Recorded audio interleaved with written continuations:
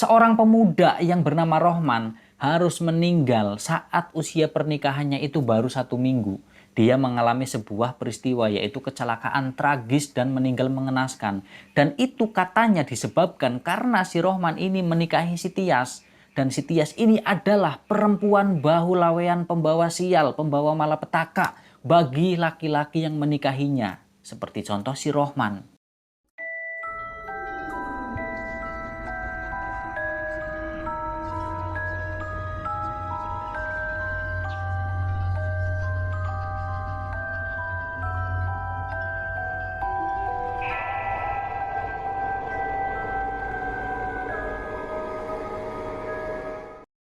Assalamualaikum warahmatullahi wabarakatuh. Kembali lagi nih ketemu sama saya, Misbah Muthaharun.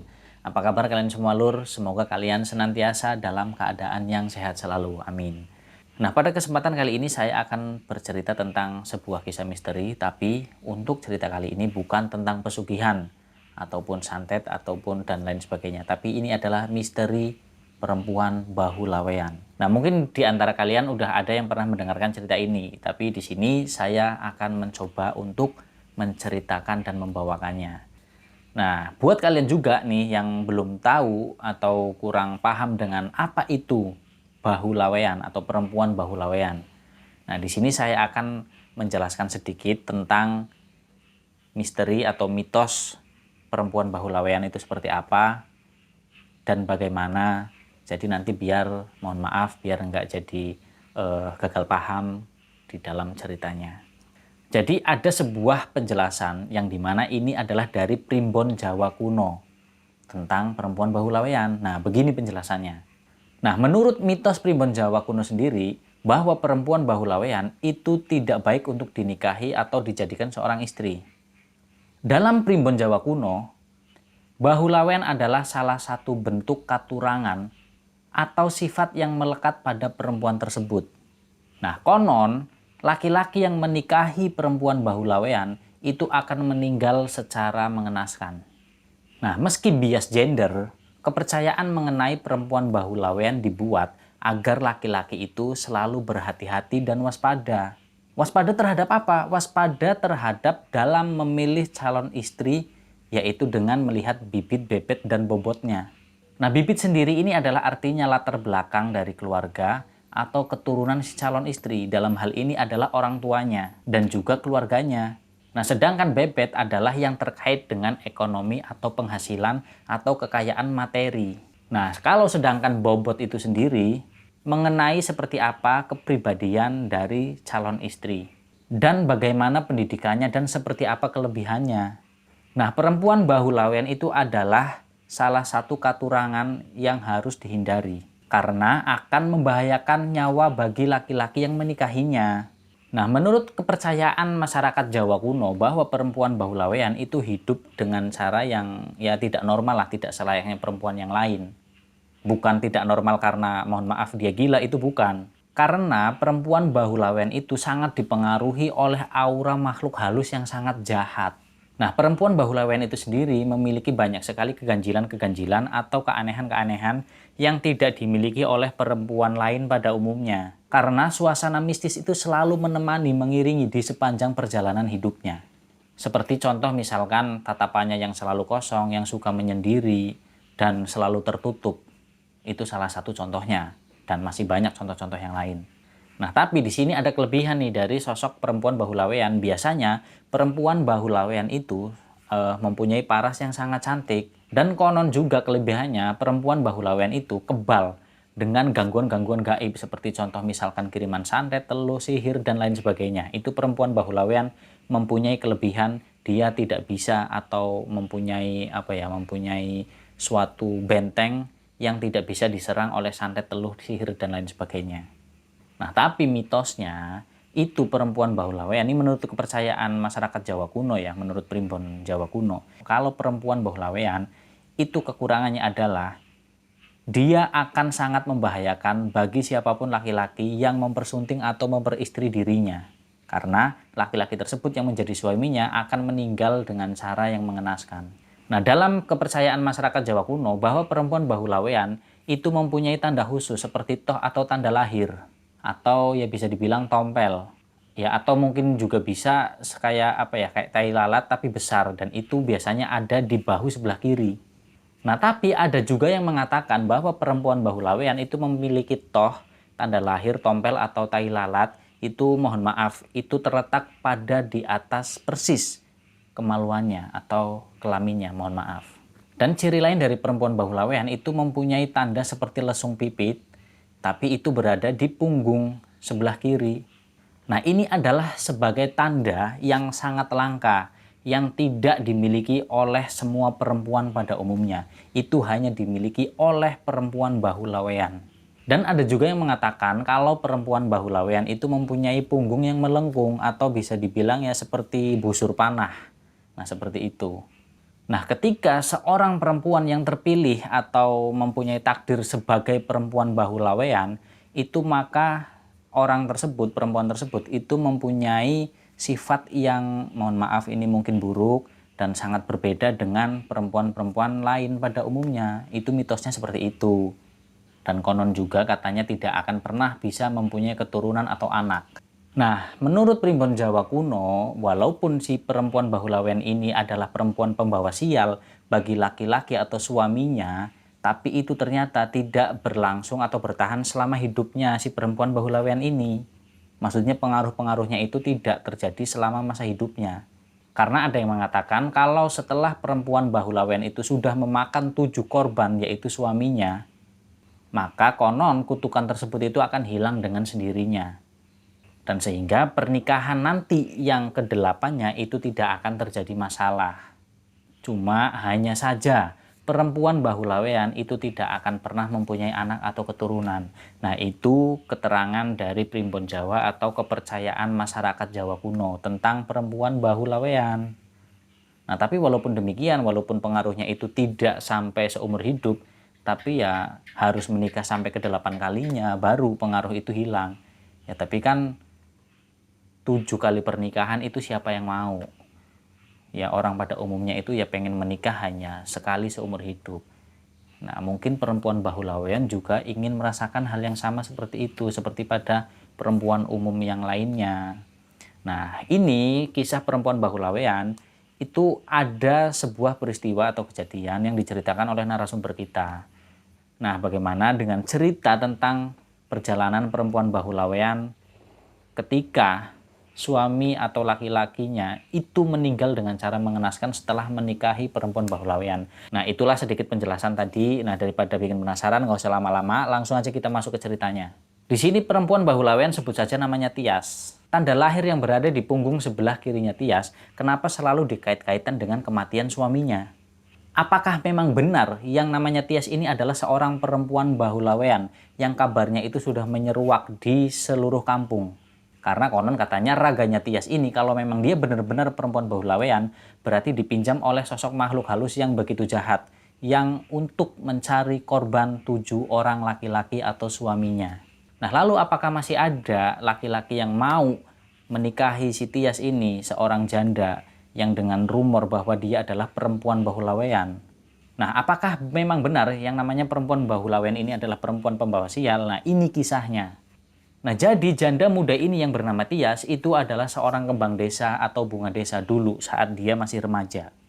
Wajahnya yang ayu, yang cantik parasnya, dengan sikapnya yang begitu ramah, yang baik, sehingga membuat perjaka di kampungnya itu semuanya berebut ingin mendapatkan si Tias. Tidak kecuali dengan pemuda yang bernama Rohman. Nah, Rohman ini mempunyai hasrat yang begitu menggebu-gebu ingin memiliki si Tias, ingin mempersunting si Tias. Nah, si Rohman ini berbekal dia mempunyai pekerjaan yang tetap. Sehingga dia mempunyai keberanian untuk mengajak orang tuanya itu untuk datang ke rumahnya Tias dan melamarnya. Nah, bak gayung bersambut. Jadi kedatangan Rohman dan kedua orang tuanya ke rumahnya Tias ternyata disambut hangat dan disambut baik oleh Tias dan juga orang tuanya dengan kedatangan Rohman dan keluarganya ini. Setelah berbincang-bincang mengutarakan maksudnya untuk apa, untuk melamar anaknya yaitu Tias, kemudian di situ dibicarakanlah tentang hari sakral di mana mereka ini akan melakukan pernikahan. Setelah hari yang ditentukan itu sudah disepakati antara dua belah pihak, berbagai persiapan pun disiapkan secara singkat.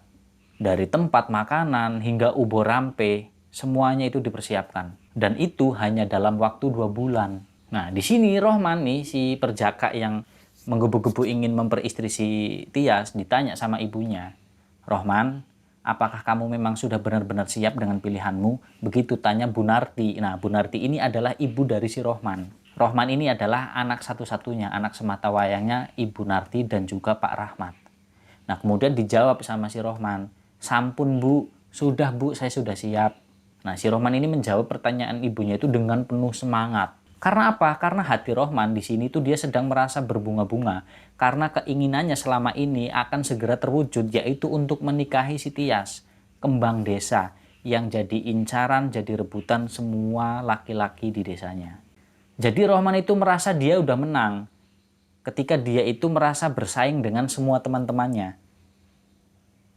Karena Rohman inilah yang berani melamar si Tias ke rumahnya dan kemudian alhamdulillah diterima dengan baik.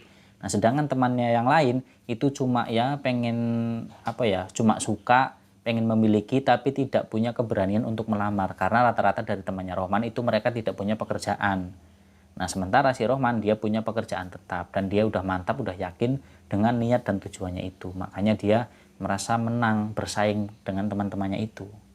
Nah, dan di dalam hatinya Rohman, dia itu berucap bahwa dia akan berusaha selalu membahagiakan si Tias dan dia akan selalu menerima kelebihan dan kekurangannya Tias. Nah, singkatnya kemudian hari yang ditunggu-tunggu pun tiba. Rumah si Tias di situ sudah terlihat ramai.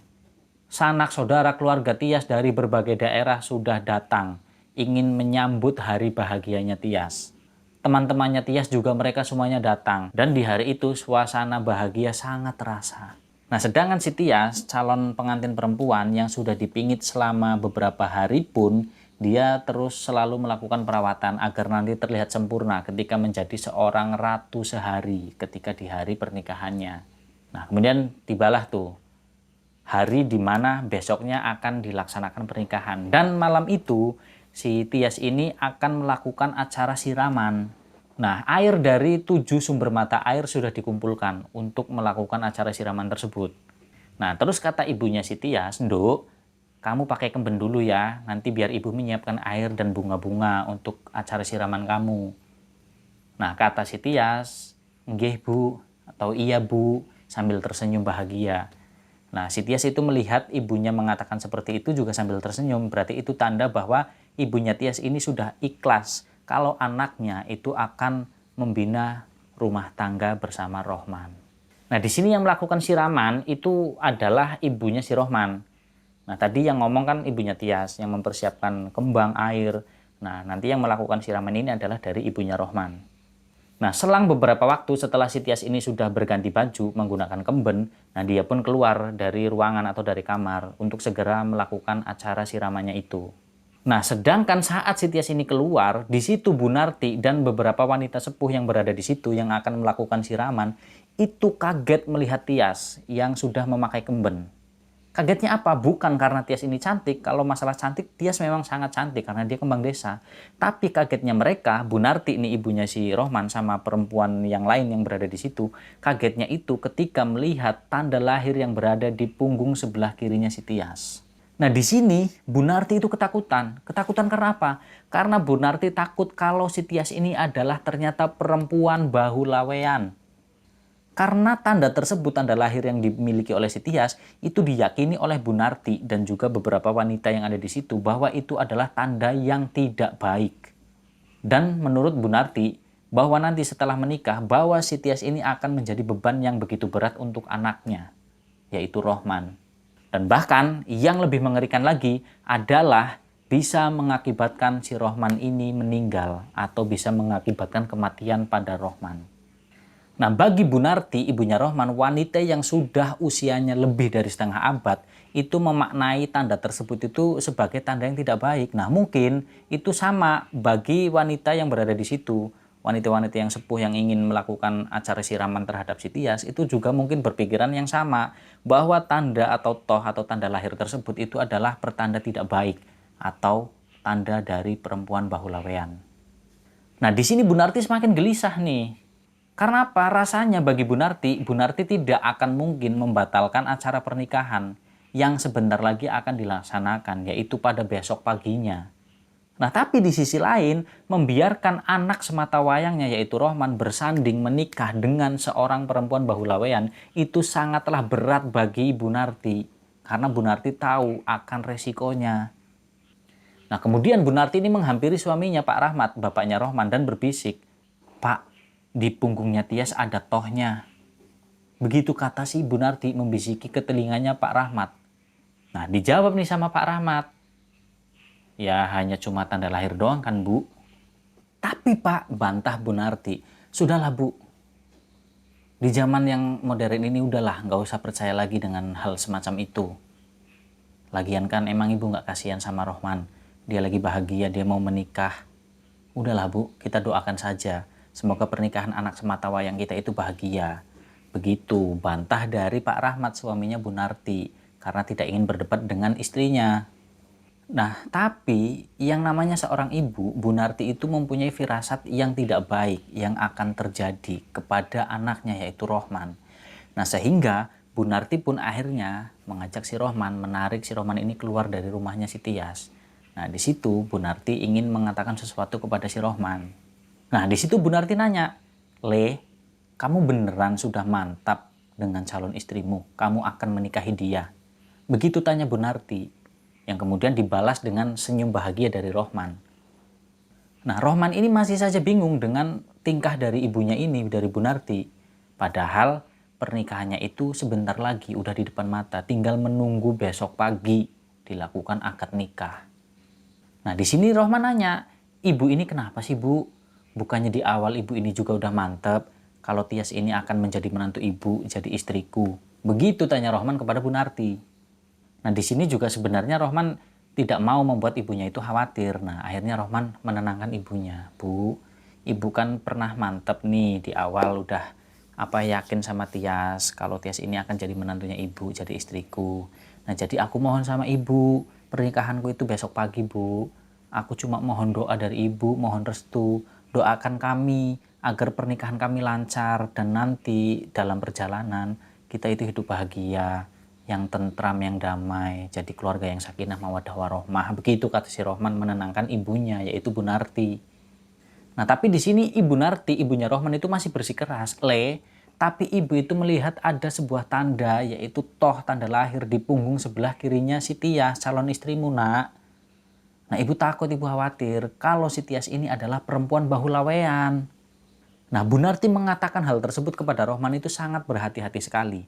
Karena takut nanti menyinggung Rohman juga, dan kemudian dia takut nanti ada orang yang mendengar. Nah, lagi-lagi Rohman menjawab ibunya dengan perkataan yang sama, "Bu, itu kan cuma tanda lahir. Pokoknya ibu nggak usah mikirin hal-hal yang aneh-aneh deh, nggak usah yang macem-macem. Karena yang penting yang aku mau itu ya restu dari ibu, doa dari seorang ibu, mendoakan agar anaknya ini bahagia setelah menikah, tentram dalam pernikahannya. Jadi ibu nggak usah mikir yang aneh-aneh deh." Nah, begitu terang si Rohman yang menganggap bahwa apa yang dikatakan ibunya ini adalah sesuatu yang konyol. Nah, terus bagaimana nih? Apakah benar yang namanya perempuan bahulaweyan itu adalah seorang perempuan yang pembawa sial? Yang seperti dikatakan oleh ibunya si Rahman, yaitu Bu Narti, tentang si Tias. Nah, jadi begini. Acara demi acara telah dilaksanakan dengan baik dan lancar pada hari H. Pada saat hari pernikahannya si Rohman dengan si Tias. Para tamu undangan yang datang pun mereka disuguhi dengan berbagai macam hidangan. Dan para tamu ini juga memuji tentang hidangannya yang lezat, yang enak. Mereka menikmati semua. Dan acara pun terlihat sangat meriah walaupun sederhana. Nah, setelah semua acaranya selesai, akad nikahnya selesai dengan lancar. Nah, kini tiba saatnya untuk memboyong pengantin. Yaitu membawa Tias ke rumahnya si Rohman. Untuk tinggal bersama dengan Bu Narti dan juga Pak Rahmat. Nah, di malam kedua setelah acara pernikahan, keluarga Bu Narti itu dikagetkan oleh suara teriakannya si Rohman dari dalam kamar pengantinnya. Nah, Bu Narti sama Pak Rahmat, suaminya nih, orang tuanya Rohman, mereka kaget. Dan kemudian langsung diketuklah pintu kamarnya Rohman dan juga Tias. Nah, Tias yang masih kaget karena suaminya itu tiba-tiba teriak, entah apa sebabnya. Kemudian Tias pun membukakan pintu kamarnya yang diketuk oleh mertuanya itu. "Ada apa, Le? Kenapa?" tanya Pak Rahmat, bapaknya Rohman, dengan ekspresi yang khawatir. Mereka bertiga ini masih heran melihat Rahman yang terdiam, yang gemetar, yang kayak lemas, wajahnya pucat, dan disertai asap putih tipis. "Apa yang sudah kamu lakukan terhadap anakku, Rohman?"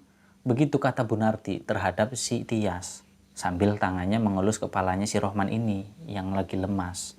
Nah, Tias yang ditanya pun dia bingung karena dia nggak tahu apa yang sebenarnya terjadi, kenapa suaminya ini bisa seperti itu. Ya Tias cuma bisa menggeleng lemah, dia nggak bisa berkata apa-apa. Nah, sejak saat itu Ibu Narti ini semakin curiga dengan Tias, bahwa kalau Tias ini adalah perempuan bahu lawean. Apalagi ditambah melihat kondisi Rohman anak sematawayangnya ini dengan keadaan yang lemas pucat. Ya udah, sikapnya Bu Narti ini kepada Tias menjadi semakin dingin.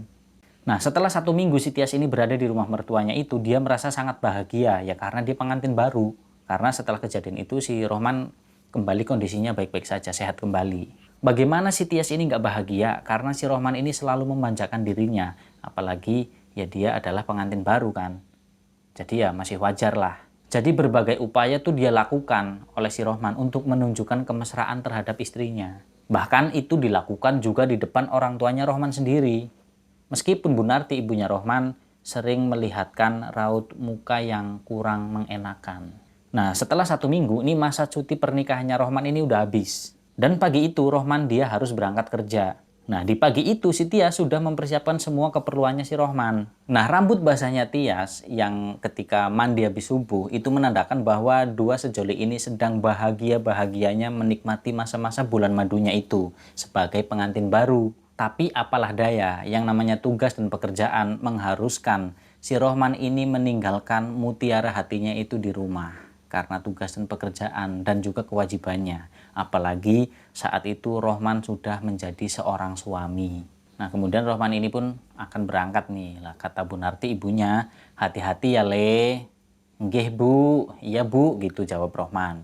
Nah, setelah Rohman ini bersalaman dengan bapak dan ibunya, kemudian Rohman pun berpamitan terhadap istrinya yaitu Tias. Nah, Tias berbisik nih sama Rohman. Setelah dia mencium punggung tangannya Rohman setelah bersalaman. Mas, pulangnya jangan telat ya, jangan malam-malam. Begitu kata Tias nih membisiki si Rohman. Iya dek, Mas juga pengen pulang cepet. Begitu dijawab sama si Rohman nih. Nah, saat mereka nih pasangan pengantin baru lagi berbisik-bisik, nah tiba-tiba bapaknya Rohman itu berdehem yang membuat Rohman dan istrinya Tias itu kaget. Nah, kemudian si Rohman bilang, ah bapak ini bikin kaget aja, kayak nggak pernah jadi pengantin baru aja, gitu kata si Rohman sambil tertawa. Nah, kemudian berangkatlah Rohman bekerja. Nah, singkatnya nih setelah seharian bekerja, nah hari udah mulai gelap nih. Yang tadinya senja sudah berganti malam. Nah, sedangkan di rumah si Tias, Bu Narti dan juga Pak Rahmat, mereka ini gelisah. Nah, gelisahnya kenapa? Gelisah karena udah mulai gelap nih, udah mulai malam, si Rohman itu tidak kunjung pulang. Padahal biasanya Rohman kalau dia pulang kerja itu sore udah di rumah. Nah, tapi saat itu dia belum nyampe juga. Nah, itu yang membuat mereka bertiga ini gelisah di dalam rumah. Nah, kemudian Pak Rahmat ini menyuruh menantunya yaitu Tias untuk menelpon si Rohman. Duk, coba kamu telepon Rohman. Nggak biasanya nih jam segini kok si Rohman belum pulang. Begitu kata Pak Rahmat. Sudah Pak, sudah Tias telepon. Tapi nomornya nggak aktif. Begitu jawab si Tias yang juga dia merasa sangat was-was, sangat khawatir, sangat cemas terhadap suaminya. Ya karena ini adalah hari pertama si Rohman kerja setelah dia cuti pernikahannya itu. Ah mungkin lagi banyak tugas kerjaan kali karena kan udah seminggu Mas Rohman ini nggak berangkat kerja setelah ngambil cuti buat nikah. Nah begitu dia menenangkan hatinya sendiri si Tias tuh berkata dalam hati. Nah kemudian malam pun semakin larut tapi belum juga ada tanda-tanda kalau si Rohman ini akan pulang. Berkali-kali Tias itu melihat dari jendela. Dia berharap suaminya itu akan segera datang, segera pulang. Tapi ternyata tidak ada seorang pun yang datang. Rohman tidak kunjung terlihat pulang ke rumah. Nah akhirnya Bu Narti pun mencoba menelpon teman kerjanya si Rohman. Nah Bu Narti itu nanya, emang di kerjaan ada lembur ya? Kok Rohman belum pulang? Tanya Bu Narti begitu kepada temannya si Rohman. Tapi temannya Rohman itu menjawab, nggak ada lembur kok Bu. Kita aja udah pulang, Rohman juga udah pulang kok tadi jam 5 sore, begitu jawab temannya. Nah itu tambah semakin membuat Bu Narti dan keluarganya termasuk si Tias itu menjadi tambah gelisah, tambah khawatir dan tambah cemas.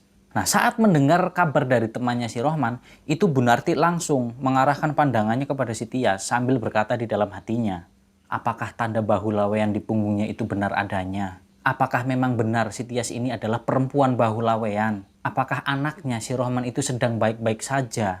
Nah, berbagai macam pertanyaan itu mengisi di pikiran dan hatinya Bu Narti yang saat itu gelisah memikirkan anak sematawayangnya yaitu Rohman. Karena Bu Narti itu akan merasa sangat menyesal jika terjadi sesuatu terhadap anaknya. Karena apa? Karena Bu Narti itu sudah merasakan perasaan yang sangat tidak enak ketika pertama kali Bu Narti itu melihat tanda lahir di punggung atau bahunya si Tias. Yang dicurigai oleh Bu Narti kalau itu adalah tanda dari perempuan bahu lawean. Nah, tapi saat Ibu Narti ini sedang melamun dengan berbagai pertanyaan di hati dan pikirannya itu tentang si Tias, nah tiba-tiba lamunannya terhenti saat pintu rumahnya diketuk oleh seseorang. Nah, ketika mereka bertiga ini mendengar suara ketukan pintu di rumahnya, mereka lega. Mereka berharap kalau yang datang itu ternyata adalah Rohman. Tapi semuanya itu salah. Ternyata yang datang adalah anak dari Pak RT. Dan anak dari Pak RT mengabarkan suatu berita dan berita itu sangat tidak mengenakan. Karena anak dari Pak RT itu mengabarkan kalau Rohman itu mengalami sebuah kecelakaan. Dan keadaannya saat ini sangatlah parah. Nah, di sini anaknya Pak RT menceritakan kronologisnya kejadiannya seperti apa. Nah, jadi saat Rohman ini sedang pulang bekerja dalam perjalanan, motor yang dikendarai Rohman itu tersenggol oleh mobil. Dan sehingga si Rohman jatuh dan terpental hingga beberapa meter. Bagaikan disambar petir di siang hari bolong, rasanya seperti itu. Kagetnya bukan main untuk 3 orang itu. Tias, Bu Narti, dan juga Pak Rahmat. Keluarganya Rahman pokoknya. Mereka kaget mendengar berita itu. Bahkan Tias ini sampai pingsan karena mendengar berita itu. Nah, saat Tias pingsan itu menambah kepanikan di situ. Pak Rahmat langsung dia menolong si Tias yang jatuh bersama anaknya Pak RT ini. Nah, tapi justru Bu Narti ini malah marah. Sudah aku duga kalau dia itu adalah ternyata perempuan bahu lawean, Pak. Dia yang menyebabkan anak kita itu selalu mengalami kesialan. Dari pertama dia tinggal di sini, anak kita menjerit di malam hari. Sekarang mengalami kesialan lagi. Anak kita kecelakaan, Pak. Ini semua gara-gara dia. Dasar perempuan bahu lawean. Begitu kata Bu Narti. Dengan marahnya, dengan emosinya. Karena mendengar anaknya mengalami sebuah kecelakaan. Dan itu dianggap Bu Narti adalah si Tias lah yang menyebabkannya. Karena dia adalah perempuan bahu lawean. Nah, Tias sendiri, dia itu ya sedih mendengar suaminya itu kecelakaan. Tapi ya dia cuma bisa terisak menangis. Menahan pilu di ulu hatinya. Ditambah ibunya si Rohman yang menuduh kalau penyebabnya itu adalah dirinya. Dan ternyata si Rohman itu tewas, dia meninggal. Baru dikabarkan lagi dari pihak rumah sakit karena anaknya Pak RT ini mendapatkan telepon. Nah, si Tias itu sampai berkata di dalam hatinya, tega sekali ibu mertuaku. Sampai-sampai menuduhku, akulah yang menyebabkan Mas Rohman suamiku itu meninggal. Apa salahku? Apa yang sudah aku perbuat? Tias itu merasa seperti itu. Ya wajar karena dia nggak tahu. Nah, di sini Bu Narti yang melihat si Tias itu pingsan terus kemudian akhirnya tersadar dan menangis pilu si Tias, itu bukannya iba melihat menantunya ini, tapi justru malah semakin menjadi-jadi marahnya. Nah, jadi Bu Narti itu semakin berteriak dengan suara lantang. Coba aja di awal pertama, kalau Rohman sama Bapak itu mendengarkan apa yang Ibu bilang, semuanya nggak akan seperti ini kejadiannya, Pak. Begitu kata Bu Narti. Sambil teriak, sambil lantang suaranya itu, menyalahkan menantunya. Lalu dijawab sama Pak Rahmat, sudah Bu, sudah cukup. Sekarang yang kita pikirkan itu adalah Rohman. Anak kita udah nggak ada. Ini semuanya itu musibah, udah takdir. Jadi kita tidak boleh menyalahkan siapapun. Sudah Bu, cukup. Menantu kita ini nggak salah. Dia nggak tahu apa-apa.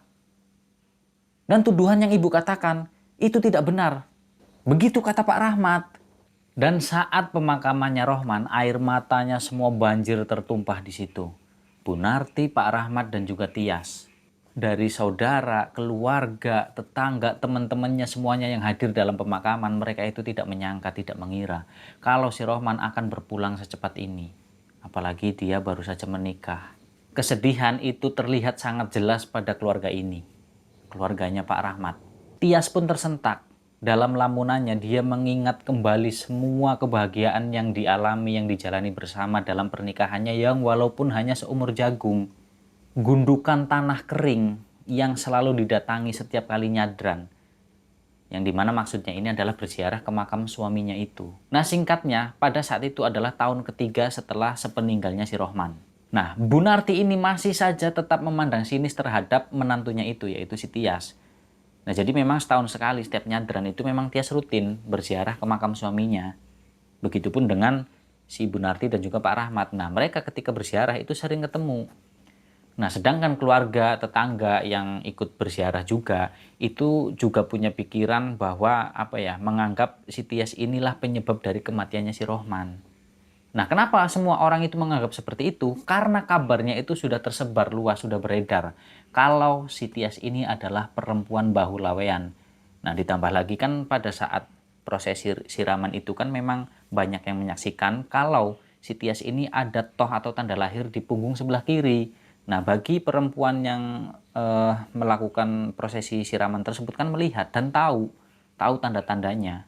Jadi nggak cuma Bu Narti. Nah, itu akhirnya beritanya pun menyebar. Dan ternyata dibuktikan setelah seminggu usia pernikahan, Rohman mengalami kecelakaan dan meninggal tragis, mengenaskan. Ya udah fix, berarti si Tias ini adalah perempuan bahu lawean. Nah, tapi pada hari itu, si Tias itu datang berkunjung atau ziarah ke makam suaminya itu tidak sendirian. Karena si Tias ini ditemani oleh seorang laki-laki. Yang dimana ternyata laki-laki tersebut adalah seorang pria yang sebentar lagi akan mempersunting si Tias. Nah, pria tersebut ini adalah seorang pekerja kantoran dari kota. Nah, si calon suaminya Tias ini juga heran. Kenapa saat ikut Tias ziarah ke makam suaminya? Nah, di sini niatnya memang kayak istilahnya tuh kayak seperti orang minta izin gitu loh. Kalau si Tias ini mau menikah lagi ke pusara suaminya itu, seolah-olah seperti itu akan meminta izin. Nah, si calon suaminya Tias ini heran. Kenapa orang-orang yang berada di situ melihat mereka berdua nih, pasangan si Tias dan calon suaminya itu, mereka melihatnya sinis. Karena calon suaminya Tias yang baru ini nggak tahu riwayatnya, historinya seperti apa, kenapa si Rohman ini meninggal. Ya karena Tias hanya cerita kalau suaminya itu meninggal karena kecelakaan. Dan bahkan nih yang parahnya, di antara mereka itu ada yang nyeletuk dengan menggunakan bahasa Jawa. Karena memang ini lokasinya kan di Jawa. Oh, serep nyawa saja yang artinya, oh ternyata ini yang mengambil nyawa. Nah, artinya kurang lebih seperti itu. Dari celetukan salah seorang warga. Dan itu sangat menyinggung perasaannya Tias. Dan juga membuat bingung calon suaminya. Nah, tapi Tias ya udahlah biarin aja. Lagian kalau misalkan diladenin juga nanti jadinya ribut. Nah, kalau ribut kan nggak bagus juga dan nggak lucu juga kalau harus ribut di atas kuburan suaminya. Ya udahlah biarin aja. Yang penting ini kehidupanku, ini urusanku. Kalian nggak ada hak buat ikut campur. Terserah kalian itu mau menganggap saya seperti apa. Dalam hatinya dia seperti itu. Nah, kemudian setelah selesai ziarah, mereka pun bersalaman nih ceritanya. Tapi tetap walaupun salaman itu tetap aja sinis. Kecuali Bu Narti di situ nggak mau bersalaman dengan Tias. Kalau Pak Rahmat sih masih masih bagus lah karena beliau itu masih menganggap tidak menuduh Tias yang menyebabkan anaknya semata wayangnya ini si Rohman meninggal. Karena menurut Pak Rahmat, kematiannya Rohman itu adalah bagian dari takdir yang memang sudah digariskan dan memang sudah harus terjadi. Jadi memang tidak ada yang perlu disalahkan dan tidak ada yang perlu disesali. Nah, begitu kata Pak Rahmat dengan bijaknya. Nah, kemudian singkatnya nih, terdengar kabar lagi, suaminya si Tias yang kedua, yang dari kota itu, yang nggak tahu namanya siapa, ini menurut narasumber kita, itu konon katanya, tapi jarak pernikahannya itu nggak secepat atau sesingkat antara si Rohman dan Tias ketika menikah. Nah, jadi terdengar kabar kalau suaminya Tias yang kedua itu juga meregang nyawa, meninggal dalam kecelakaan kerja. Nah, itu entah benar atau tidaknya si narasumber ini juga kurang tahu juga karena memang itu adalah kabar dari mulut ke mulut. Karena si Tias ini kan setelah dicurigai sebagai perempuan bahu lawean, dia kan akhirnya hijrah pergi ikut dengan suaminya. Nah, sedangkan orang tuanya juga kan karena memang dikucilkan sama warga ini. Nah, jadi ya kasihan juga. Nah, sehingga karena suaminya Tias ini orang yang kerja kantoran dan basicnya juga latar belakangnya ini orang yang cukup kaya, sehingga rumah dan semua aset yang di desanya itu dijual dan orang tuanya Tias ikut bersama Tias bersama suaminya Tias yang baru. Nah, katanya di sana dibelikan rumah di kayak perumahan gitulah, kayak geria seperti itu. Nah, tinggallah di sebuah perkotaan. Nah, makanya udah nggak ada yang tahu tuh, karena memang nggak pernah lagi berkunjung ke desa mereka orang tuanya Tias ini, karena ya mungkin merasa sakit hati juga dengan perlakuan para warga yang mengucilkan mereka, menganggap mereka itu adalah penyebab sial, bahwa si Tias ini adalah perempuan bahu lawean. Nah, mungkin karena alasan itu, nah sehingga rumor kabar dari mulut ke mulut itu ya hanya sebatas kabar kalau suami keduanya Tias itu juga meninggal karena kecelakaan dalam pekerjaannya. Nah, kurang lebih seperti itu, kisah atau cerita tentang misteri atau mitos perempuan bahu lawean. Nah, tapi di sini lur, teman-teman semuanya, saya pengen mengingatkan terutama buat diri saya sendiri ini pribadi. Nah, mungkin jika kalian sependapat, ya mudah-mudahan seperti itu. Nah, jadi begini, kita ambil sisi baiknya. Kalaupun ini kan mitos, jadi ini adalah sesuai dengan primbon Jawa kuno atau kepercayaan masyarakat Jawa kuno tentang perempuan bahu lawean. Nah, jadi bukan berarti jika ada perempuan yang mempunyai toh atau tanda lahir di bahu atau punggung sebelah kiri, itu adalah perempuan bahu lawean. Dan perempuan tersebut itu sama seperti Tias. Itu enggak juga. Dan karena memang saya sendiri belum pernah sih, jujur, belum pernah menyaksikan atau mendengar secara langsung bahwa memang ada perempuan yang seperti itu. Nah, kenapa saya bilang seperti ini? Karena agar untuk tidak ada orang yang menilai bahwa perempuan yang mempunyai tanda lahir seperti itu harus dijauhi, terus nggak boleh dinikahin. Ya pokoknya intinya dikucilkan lah. Nah, itu saya nggak pengen seperti itu. Kalaupun memang benar-benar ada, ya mereka itu kan juga manusia, ya perlakukanlah sebagaimana manusia.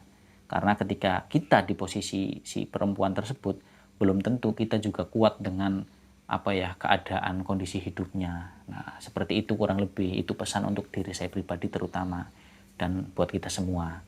Nah, mohon maaf dalam saya membawakan cerita ini misalkan ada satu kata, suatu kalimat yang terlalu berbelit-belit mungkin atau kurang bisa dipahami dan bisa tersampaikan ke kalian semua, itu saya mohon maaf yang sebesar-besarnya karena memang benar-benar murni kebodohan dan kelemahan dari saya pribadi.